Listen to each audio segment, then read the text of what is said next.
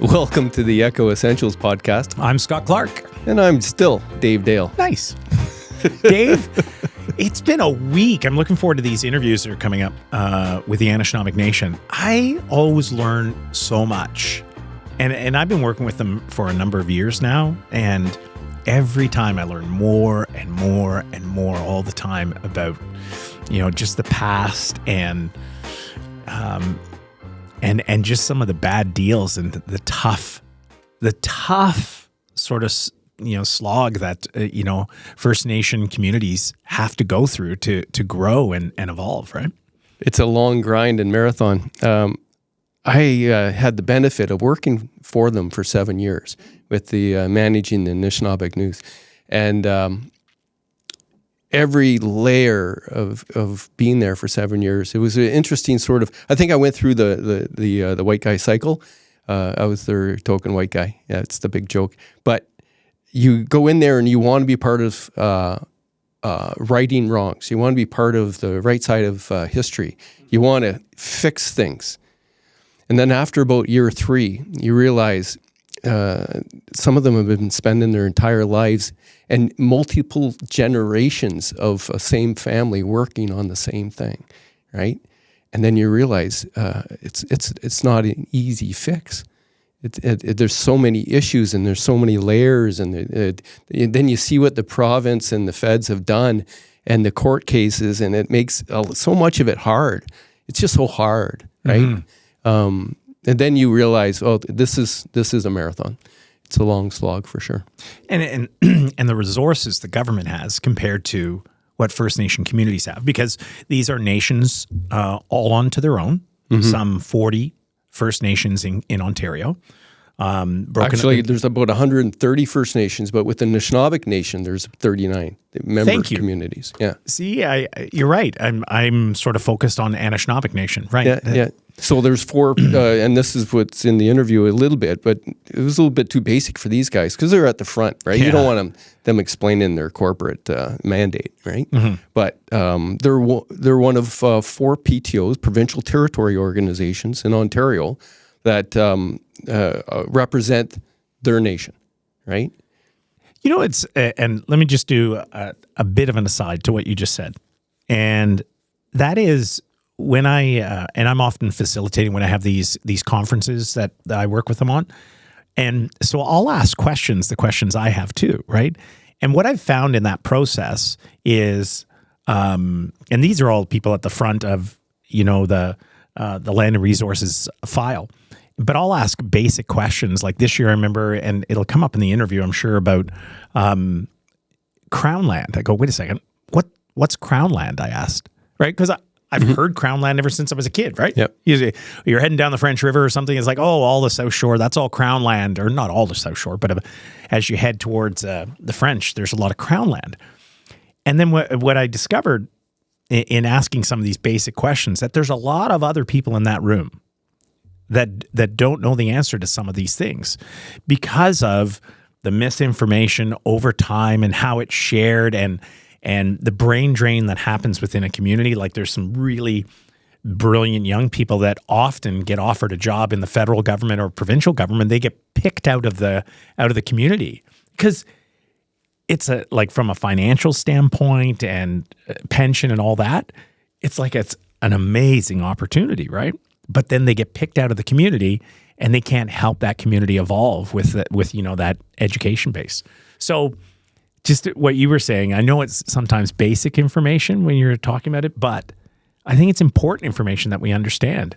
Mm-hmm. So I'll just say my understanding from this last forum, Crown land is treaty land. And part of the Robinson Huron Treaty was like, hey, we're going to have we have these reserves, but all the rest is treaty land. So that's land we're going to share together. Do we agree? Shaking hands. Yes, we agree. Okay. What I found out in this forum this year was, often provincial government will say they'll lease off that land for someone to go in and take all the aggregates out of it or take all the trees and forest it and that sort of thing, right? And they get their piece of the action out of that. They tax the people going in to do that, but nothing's given to the First Nation community. It's not shared. Yeah, it's not no clear avenue of where those resource revenues go and how they were supposed to be shared or not. Yeah, but that's the basis of some of those legal challenges they have too. Because truly we are, and I say we, like within a 4-hour radius of where we do this from North Bay, more than half of the people that work in mining in this country work within a 4-hour radius of us. But I don't believe those the fruits of those labors are ever being shared with First Nation communities, which was part of the agreement when the Robinson-Huron Treaty was signed. Really interesting stuff, right? Yeah, exactly why they want to be at the table and actually, real participants in the process right up front and have resource sharing agreements restipulated. Mm-hmm. I want to ask you a question. Tell me the story, because I would often read Maurice Switzer's column all the time. Tell me why you and Maurice are not getting along. What did you do to Maurice Switzer that made him angry? You really want to talk about that? Okay. Well, I think Maurice and I have a different perspective. When I was managing editor in the Anishinabek News, he was actually working for the Assembly of First Nations. That was his job after he was publisher of the Winnipeg Free Press. And then he met up with Phil Fontaine, who's the Assembly of First Nation chief, and he ended up working out of Ottawa for the Assembly of First Nations. Okay, that would have been a big file, eh? Yeah, and as I was leaving to go to the Nugget, and knowing him, and he had written columns for the newspaper, and he had a background in journalism. Of course, he was somebody I suggested that he take over, mm-hmm. Right? It would be nice to have a person with a native connection, a native person in that position.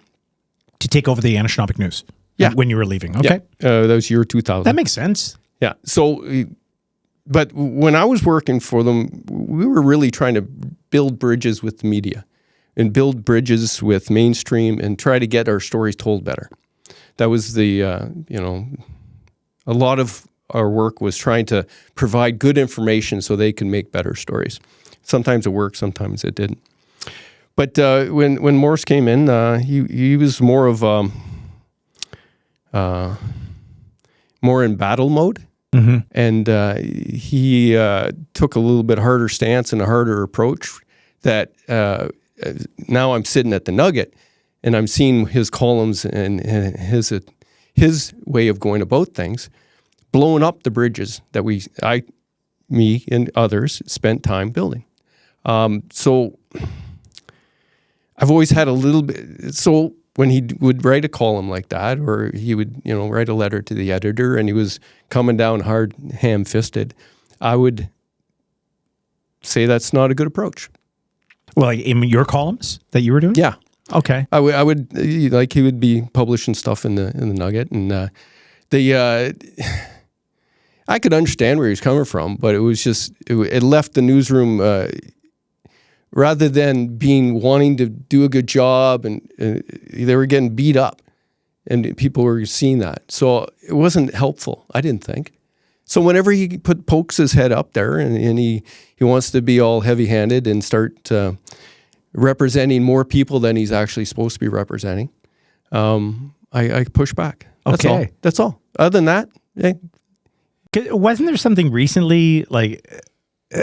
Was it around when Peter Chirico, that article came out about Peter Chirico, and you wrote it about him and his neighbor battling? Was there, because for some reason in my memory I'm thinking Maurice Switzer came in at that point too and had something to say about you or something. After the election and the series of columns about Peter Chirico went not, I kind of decided I would try to move on a little bit. I had my say. Everybody had their say. So the Chippewa renaming came up. Okay. And he came out saying, okay, now that this is happening, we should rename the creek, we should rename the streets, take Chippewa right out. He had a firm position on how that was just culturalization and so I pushed back on it. That's all. I said he had no right. He had no right, no representation of the Nipissing First Nation, or right, because Chief McLeod feels differently, right? And several other people I know from there felt differently. They had no animosity regarding the Chippewa name itself. The Raiders, the mascots, different. And they didn't want to... What he was opening up there was a fight that he didn't have to necessarily live with, because it was Nipissing First Nation people that were going to end up in these debates and all this public sort of conflict over something that was not a high priority for them. You know, and everybody knew, well, once you get going with Algonquin, what are you going to do? Once you start renaming Chippewa, what are you going to do with Algonquin? Yeah. And what about Nipissing University? Like, who's using what names and why? And it wasn't anywhere near the priorities of the people I know. So I just said, hey, get back in your lane. Do you mind me asking questions like this? No, I don't mind. I don't mind at all. Because it helps, I guess. No, it helps me understand certain things. Like, I've learned so much from you over the last, we've been working together for about a year now.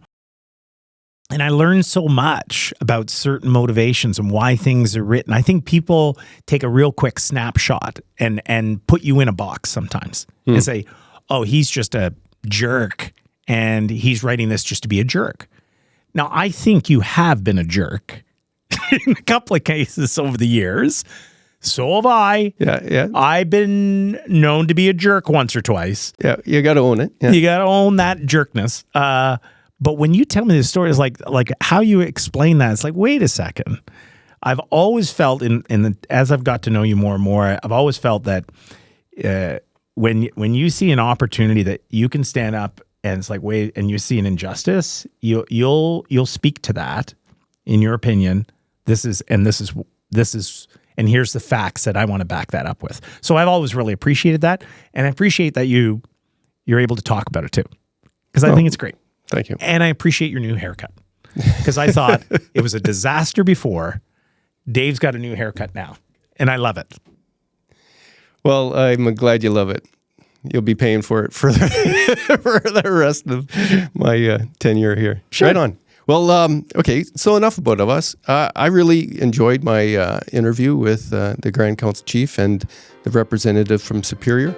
And listening to your talk with Jason, who I've known since I worked at the union. It was really kind of cool to hear them express and articulate their concerns. So looking forward to that.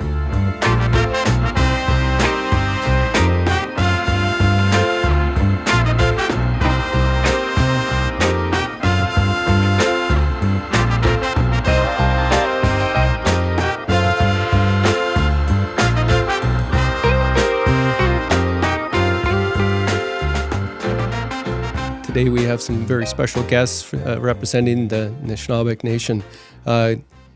Please introduce yourself. Ani Buju, Kwingit Anishinaabekas Meswaging Donjaba Neme Dorum, Grand Council Chief Reg Niganobe, Anishinabek Nation. Good afternoon. Zongizi Dogo, Makortalum, Bijwabek Zagi Anishinabek. I'm Deputy Grand Council Chief Mel Hardy from Northern Superior Region. Well, thanks for coming to the studio, guys. I appreciate it. I know you're very busy. Thank you for having us. You're at the headquarters up on the highway, Anishinabek Nation, but you're actually at a Lands and Resources Forum down at the Best Restaurant. Right? Yes, absolutely. For the week. Yeah, representatives of about 39 First Nation communities. Yep, and also ministry policy people are also there in attendance. What are some of the things being talked about at the forum? Oh, some of the things are mining, food sovereignty, water protection. Big issues. Absolutely, 100%. Especially with a big drive for resource extraction through most of your territory, right? Absolutely. Mel's territory, if Mel wants to speak a little bit. We're finding up there, we're really overrun up in the Northern Superior. We've had some data done on that. Since we did ask for a moratorium in the Anishinabek Nation for all around the regions, because fact that we're not able to keep up for the amount of, it's about 5,000 per 3 days in the last year. It just went up. It's went up almost like, that's a high percentage. I don't want to say what the percentage is, but it's very high.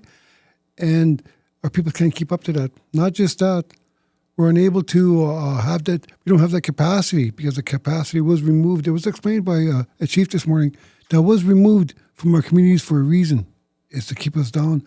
But our people are working to have the capacity built in so it can have a better sense of monitoring when they're crossing our territories. Because mining is a dirty job. It's a dirty job, and there's a lot of water that's using it, but that runoff goes into our lakes and streams. Mm-hmm. And so there is a lot of sickness coming from our communities in our environment, our waters, but mostly our health. So there's a lot of different things happening just in that spot, a lot of moving things, and then we're trying to keep up.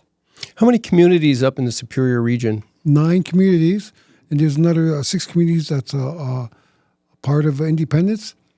But what it is that it's also that we still live and work together. Mm-hmm. I mean, so, and then we work together on this table, on the mining table, because it has such a grievous effect on our territory. Yeah. So you all have to work together to make sure that they don't take advantage of the situation and do things they're not supposed to do.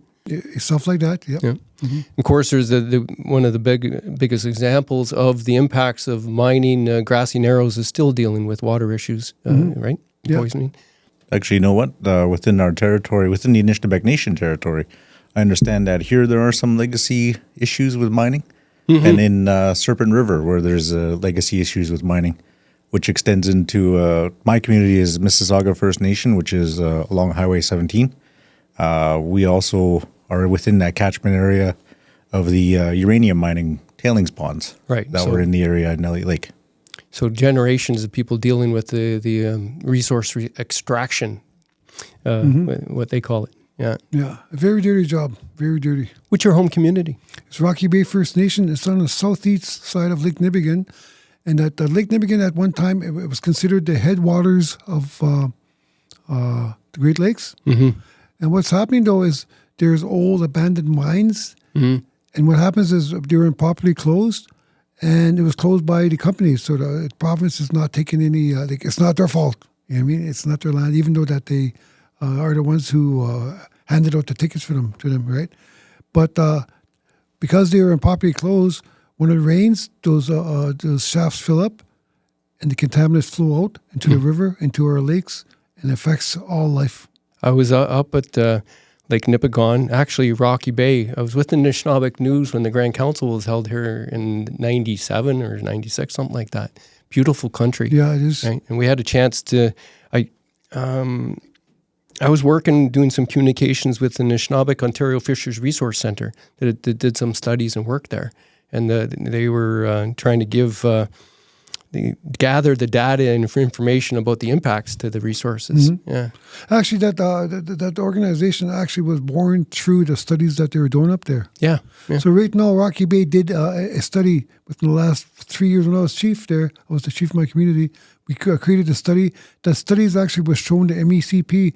It shows the effects of all the pollutants, contaminants, and even in World War I, Rocky Bay, or McDermott, it was called McDermott, the town. It was seconded by the federal government in World War I. It was to feed the soldiers whitefish. Mm. And so we did a study on that and the impact it had on the sediments on the bottom as well. So we have 3 universities working with us. So it shows us a lot what occurred to the lake and why the lake's in that condition. So pretty soon it's going to be time to chalk up accountability. Very important to have those studies and that information in your hand when you're dealing with the government and different industries. But the Anishinabek Nation staff as well, I got to say, they have created their own geo hubs, created their own, and they also were able to pinpoint exactly the types of mines, what kind of minerals are coming out, the number of mines, and we use that. We actually use that data for our purposes, and we were talking this morning. I think Anishinabek Nation, of all the PTOs, political they're at the lead on mining and we assist other PTOs to where we're at. In fact, it was us that brought to the Chiefs of Ontario table about the mining. It came from our table because of the fact that we knew that we needed a bigger voice, and if we all got together, we have one voice. That ears have to listen sooner or later. So are you telling me that the Anishinaabe Nation and the Union and Treaty 3 are working together on that? Yeah. Oh, that's good. Yeah, Chiefs of Ontario as a whole, that we all are under the umbrella of Chiefs of Ontario. We come together as our political territorial organizations and make decisions there, or the chiefs help make the decisions there and guide the process. But what Mel is talking about is the mining moratorium that we requested Right. from the provincial government, which we haven't gotten a positive response to as of yet. But the door is always open for those discussions before we escalate it anywhere else. Yeah. And Chiefs of Ontario did the same thing. They're doing the moratorium as well. But we're finding out now a lot of the challenges that may occur if we go to court, because they'll stop talking to us. And so we need to keep that door open. We need to keep the conversation flowing. Before the court stuff. But starts. not at the risk of our lands and our rights and our people. Mm-hmm. Yeah, I know it's very litigious, and you have to be strategic with the politics, right? Absolutely. As well, yes, yeah. most certainly. Well, Glenn Harris, he Chief of Ontario? He is. Yeah, Yes, and regional so he's chief. very familiar with the issues of the North, because he Absolutely. was you actually beat him out in the vote for when you became Grand Chief. Right. It was what, 2018? It was very 2021. close. 2021. Oh, you mean the voting? Yes, Yes. 2018, yes. Yeah, that's a close vote. Yes, absolutely. And it was one of those stand-up votes, right? Yep. Traditional vote. Although it was by Zoom at that time. Oh, was it? Yeah, because it was during the pandemic still in that summer. If my memory serves me, when Tom Brissett-Baugh was elected, he was done by traditional vote up in Rocky Bay, I think. Yes. Yeah. Yeah. Okay. When I was working for the Union of Ontario Indians, Anishinabek Nation, it was very eye-opening to see the different processes for the communities to have yeah. leadership. Yeah. Right? We do that now at the Chiefs of Ontario, where the regional chief is voted by the stand-up vote now too. Oh, cool. And for your listeners, the stand-up vote is where you have your candidates who are given tobacco that very morning and asked or nominated by somebody in a chief circle that they sit in. And once they do that, they start the voting process after the candidates get the opportunity to speak for a little bit. And what they do is they have them line up at the front of one side of the room, and then they have the chiefs who are voting for them line up behind them so that everybody could see this is who it is. And then they have a process of elimination depending on how many there are. Say there was only 2 candidates, you would have that one round, and whoever has the most is the elected leader. And the people that are behind the other candidate will then move over to behind the elected chief. There can't be any a better way of transparency of the political absolutely. process. Yes. Right? 100%. That was very, very exciting And what to it see is that. too, the chief is facing that way Yeah. when they turn around. Because you turn around, you see the line up behind you. It's like this very... You find out who your friends are. Yeah, well, yeah. I guess we'll say that because then when Glenn ran, all of a sudden his opposition, he kept saying throughout the rest of the Grand Council 2 days, he only had 11 friends because that's how much votes he had. So what are some of the other issues that you're looking at going forward in 2024?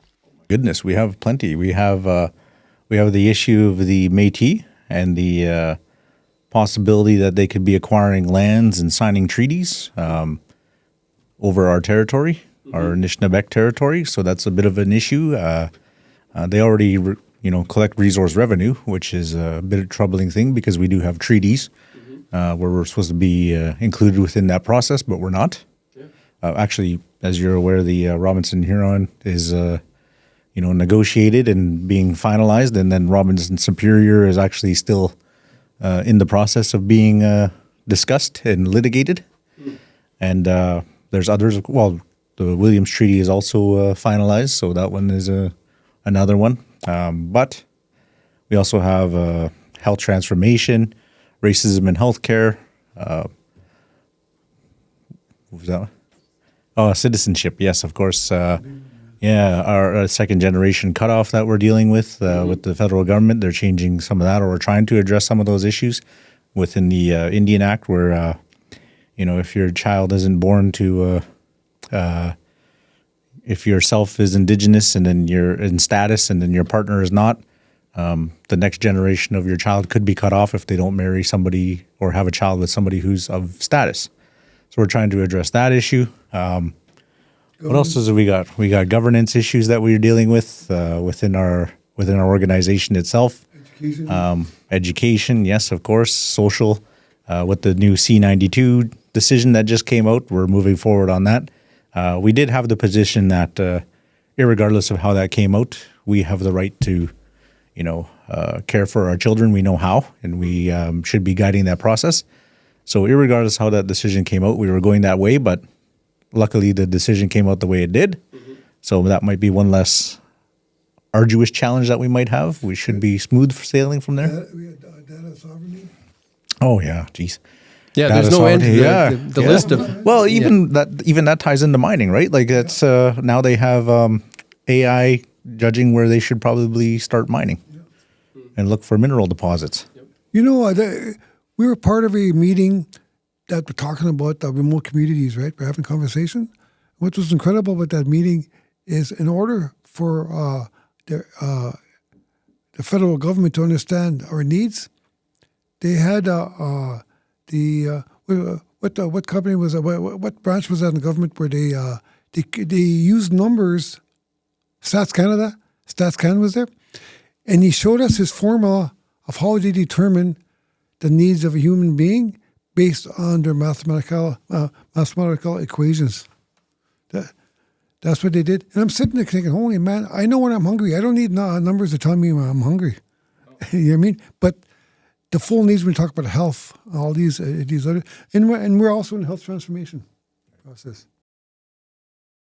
There's no end to it. There's a lot of fighting for recognition of both rights and the fiduciary obligations of the Crown. Right? Yeah, policing is a good example of that. We have issues with policing. Our police services aren't funded up to the same level that the say the OPP are. Mm-hmm. Even though they do the same job, same function, they even lay charges that go to Ontario court. However, they also not only do they not fund us properly in that process, and our police services aren't necessarily essential to them, is how they deem them, but they also don't help prosecute any of our laws that we might make in First Nations. So there's another issue there. So we're slowly working through that one too. Yeah, there's been a lot of progress in certain areas, but half-baked process, Yes. not taking full account of the funding needs to do it properly. When you were mentioning the childcare case and the settlement, there was the structures and social services administrations, but they weren't funded to the right extent, and they weren't. The children weren't taken care of at the same level as a non-Indigenous person. Right? Absolutely, and we also knew that we had the empirical evidence that there were more Indigenous children in care than any other, group in this country. So that one was pretty easy slam dunk, I think, for the First Nation Caring Society. Oh yeah, and the AFN and everybody else who kind of jumped aboard on that. But we have more evidence like that, and we're just slowly getting around to it as we go along. I remember writing the headlines for 1998 of social services, and that whole effort's been going on for decades and generations of fighting for the rights, right? Absolutely. And now we're finally reached to a place where we just have the law now. We have the law on our side to say that we can create the laws that protect our children. We did when we were in the AFN, though, I remember this, when the rest of the provinces voted to have the government work with them to design their child welfare and how it would look. Ontario did a different approach where they said that we would create our own. The First Nations would create our own. We don't need the government to create our own. And so then this law comes out. So we kind of played right into our own hands. It gives us more stamina, but it also gives us more viability. Well, it's a tough road to hoe for you guys, because I know that residential schools have impacted what you talk about, the reduction of capacity. The reduction of capacity in the community has held you back as well, right? So it seems like you're just getting to the point where you're winning the right legal battles to prove what you've been trying to say for decades, right? Yeah, well, I mean, we've had some catching up to do, but we've had that time of reawakening our governance structures, our voice, our being able to access these places. We have plenty of very well-educated individuals now who are able to access these areas for us and push our ideas forward. push our way of living forward and our standards forward, which is what, as we interpret it, the understanding was of, way back in 1764 with the Royal Proclamation of we'll do ours and you do yours and we'll meet somewhere in the middle and we'll both have the same equality. We didn't quite get there, but we're working back to that now. One of the things I ended up editing out of that interview is when I told the Grand Council Chief I'm cutting through Mississauga First Nation, his territory, to go ice fishing up at Ranger Lake. Yeah. That was a much longer conversation, and we're going to try to save some of that. Maybe there's some snippets I can use for the newsletter. Yeah. I love the work you're doing on the newsletter. And if you haven't signed up yet, sign up for the newsletter. It comes out twice a week, no charge. And Dave does a great job curating the news around from the area. northbayecho.ca to sign up. It's that simple. And also we want to remind you too, what we're doing here is with this network, we want to echo the voices from around the region, tell the stories, get into longer form interviews, and partner up with our different media partners from around the area and highlight the good work they're doing as well. Jason Laronde, who's coming up right now, he told me at the Land and Resources Forum that they're starting podcasting. So I said, we want to promote it on our network and push it out there. So I'm excited for them as they get started. So please join us in what we're doing here so local voices can be heard at northbayecho.ca. Here's Jason Laronde.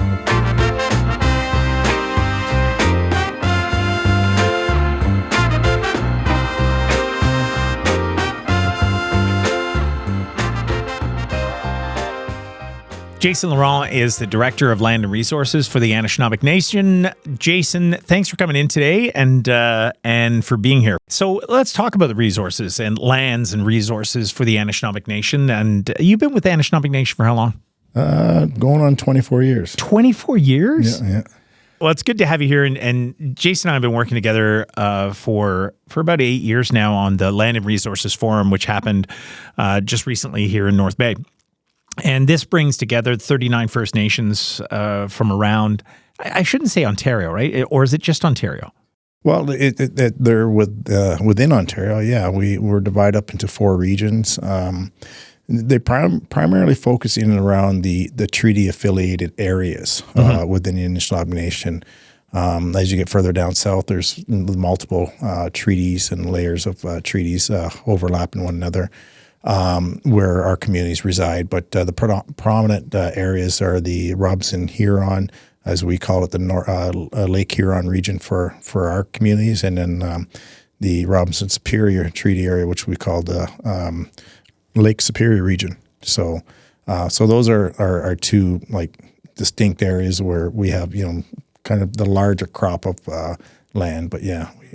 So in that land or in that footprint that we're talking about, there's massive resources involved, and so your file must be huge when it comes to that.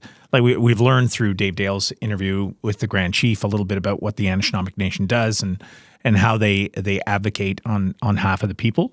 But your file, as far as land and resources, has to be one of the bigger files, I would think, right? Yeah, I kind of joke around, but there is some truth behind without the land or the resources or the issues that we have pertaining to the rights-based agenda related to the lands and resources.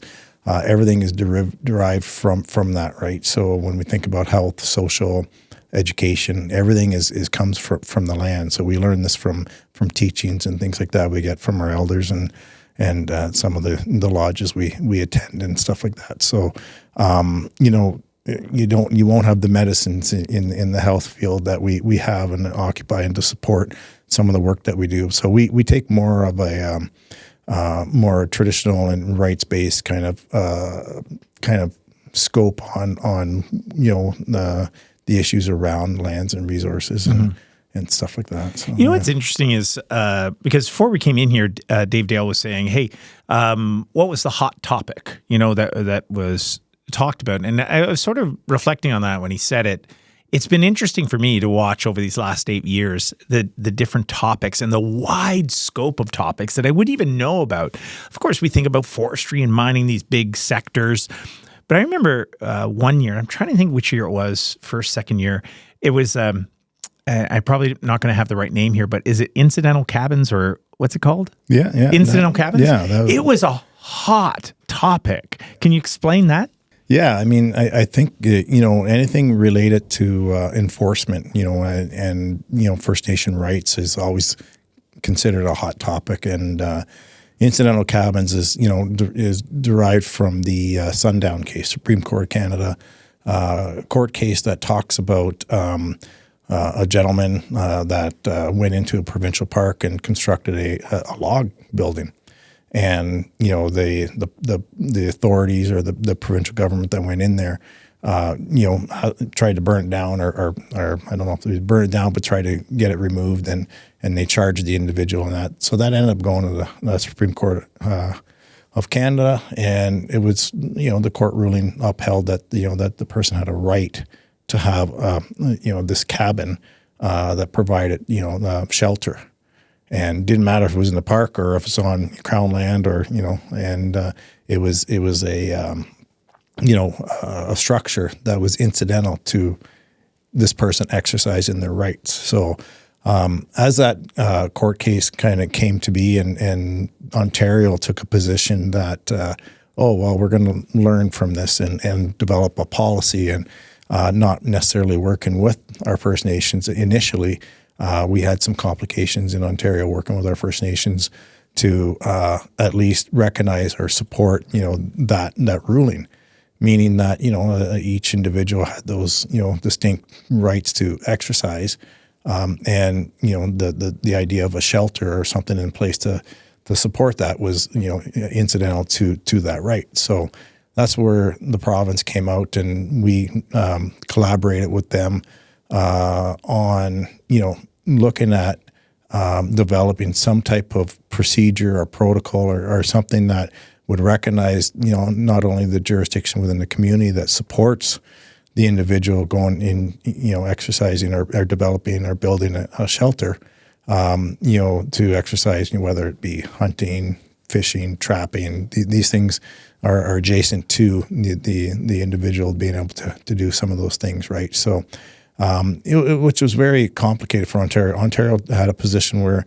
they wanted to have like a really good kind of stronghold on their position or their take on what it should be, and I think it didn't really coincide well with our community. So I mean, I can go on for days on this particular area, but it was a hot topic. It was an area where we got to some general understanding behind that it's up to the community to determine where the cabins will take place, and to a point where now we would kind of work with M&R only to identify it as a means of, like say a 911, or put it on mapping or future planning in around forestry to identify that there's this significant right or thing that's taking place in on the land where other activities might kind of take place as well within the government regime of doing things. So, what's, because over these last number of years and working with you, I learned so much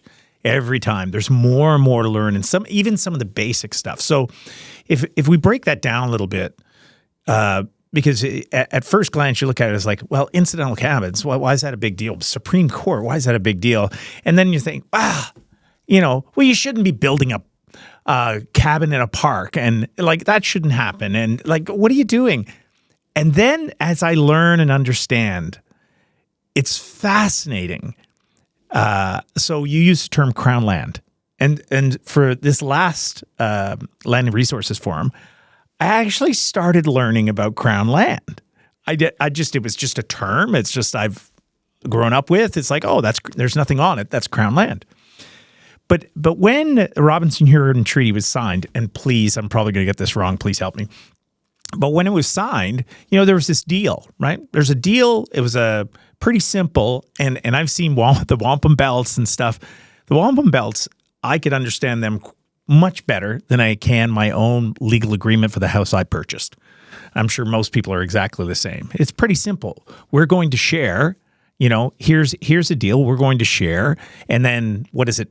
$4 a year, I think, to maintain that agreement. That's what each Anishinabek member receives each year, right? And in return, we're going to share the land together. That's it. That's the deal. Everybody agreed on it, and off we go. So Crown land is shared land.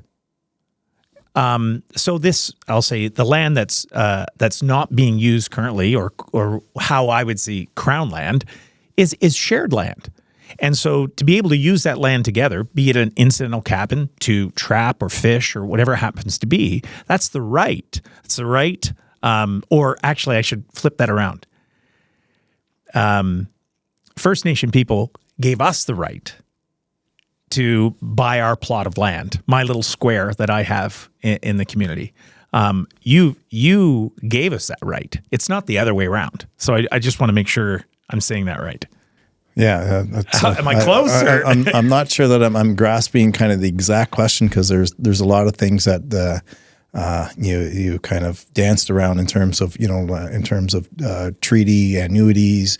They're actually all kind of have different kind of meaning in terms of where our community is at and stuff like that. So in terms of the relationship, I think for me to say Crown land, yes, I've said it. It's not a friendly term that our communities, that we hear some of our elders and leaders, talk about in Crown land, and often, sometimes they refer to it as treaty land, but it's all. But I think it really, I think the fundamental piece around, the land itself is that, and it goes to stewardship. It goes into kind of like, you hear about the province, certainly in their mission statement, perhaps has some language that says, "Oh, we're stewards. We maintain stewardship on this, and that." Well, the one thing that I can say from listening to our elders and listening to some of our leaders speak when we're at these engagements and things like that, or when we're speaking to the minister or the other officials that work in these ministries, we often refer to the right, and we don't say stewardship is like basically taking care of something that's doesn't belong to you, right? You have the responsibility to look after the land, but it doesn't belong to you, and so that there's a teaching there that basically they'll say, well, nobody owns the land and stuff like that. No, but First Nations will claim that we own the right to stewardship on the land. We own that responsibility to take care of that land. And I think when you hear those things being echoed or shared within our leadership, when those elders speak, that really kind of rings true in terms of where our position is on the land.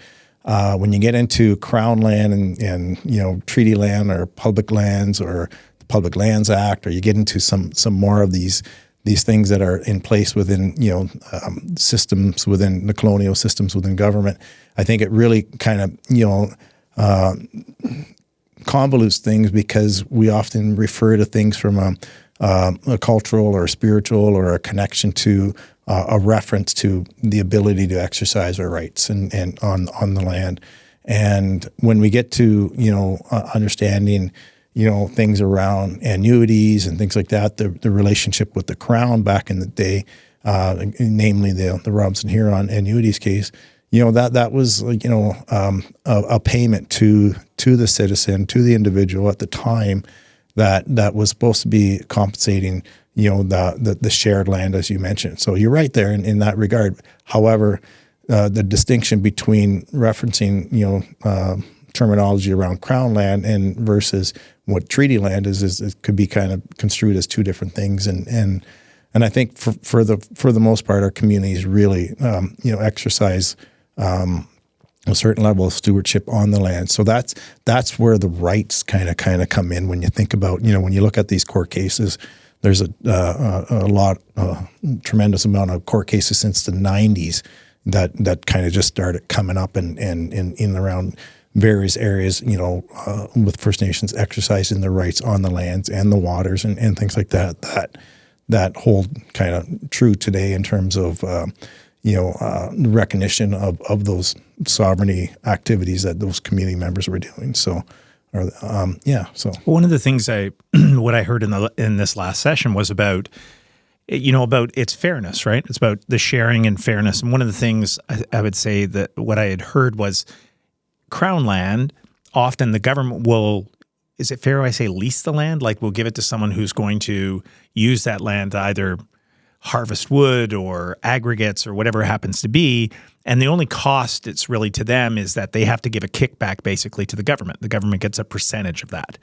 And then what I think I heard was that it's like, wait a second, if we're sharing it, shouldn't we share in that because it's both our land, right? It's we agreed that we're going to share this, and the sharing's not happening. Is that a fair statement?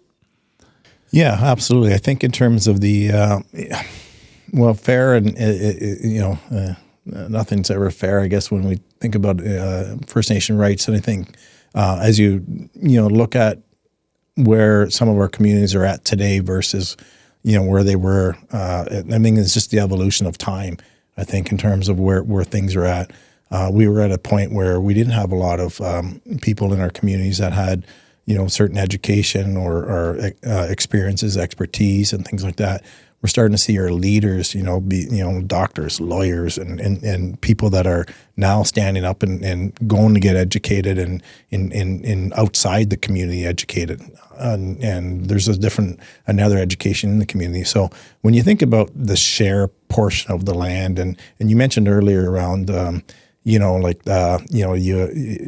a partnership where, in terms of First Nations have rights to exercise on the land.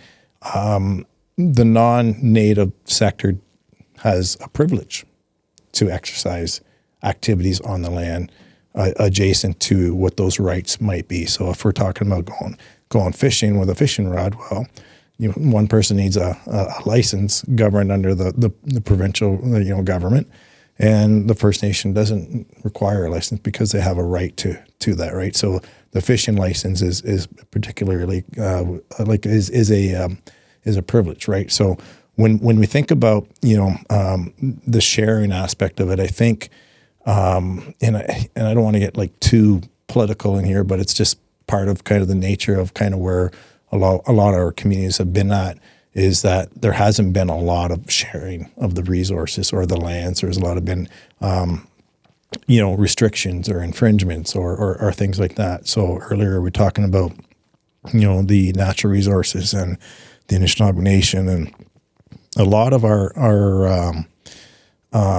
communities. The prominent thing was about enforcement and always having the authorities within the province, coming down and restricting the ability to exercise those rights or share the land or use the land as it was seen to do. It's not like that anymore. I mean, you can go and look at some of the microfiche, the clips that are in the library on the North Bay Nugget back in the day, and there was a time in the early 80s, where it was written in the newspaper that the MNR were ramming for, fishing boats, Nipissing First Nation fishing boats, and they were ramming the boats. Yeah, they were ramming. It's written loud and clear in those documents. And I remember, where I noted this, I was probably in my early 20s, and they had kind of clippings at the Indian Friendship Center, and they were on the wall, and I was reading them. And I was, oh, geez, that happened then. Oh, that happened. It wasn't that long ago. And I'm like, wow, that's absurd that, they literally rammed the boats, and you people read could be it. killed, eh? You read, well, yeah, it was interrupting them retrieving their nets or trying to set their nets. And it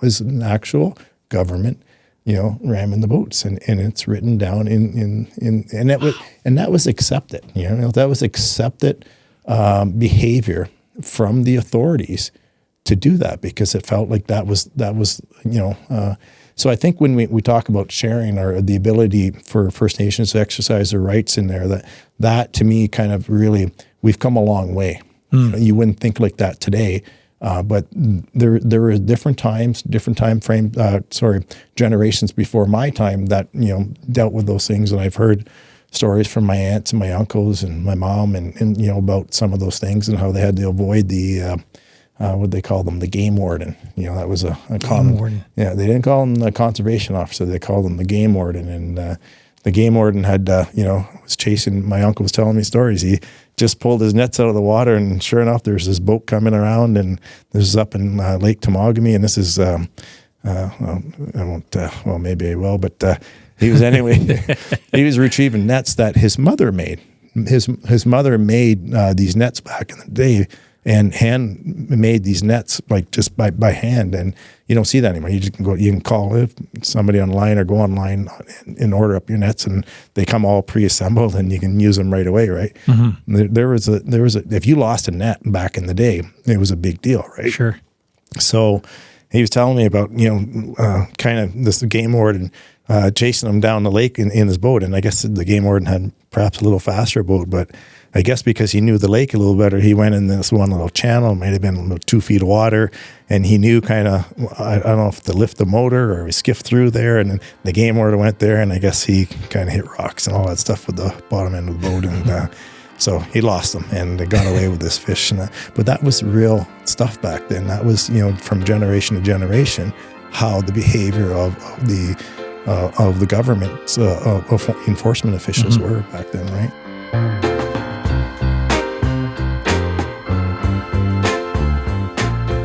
So I hope everybody got a little bit more information about the Anishinabek Nation and, what their priorities are. Mm-hmm. I'm looking forward to some other podcasts come up as well. Yeah, we have Bev Hillier coming up on in the next podcast. So we can ask her some of the questions from Trout Lake Concerns, right? Yeah, she's top city planner. Mm-hmm. I think she's director of community services. Super smart. Yeah.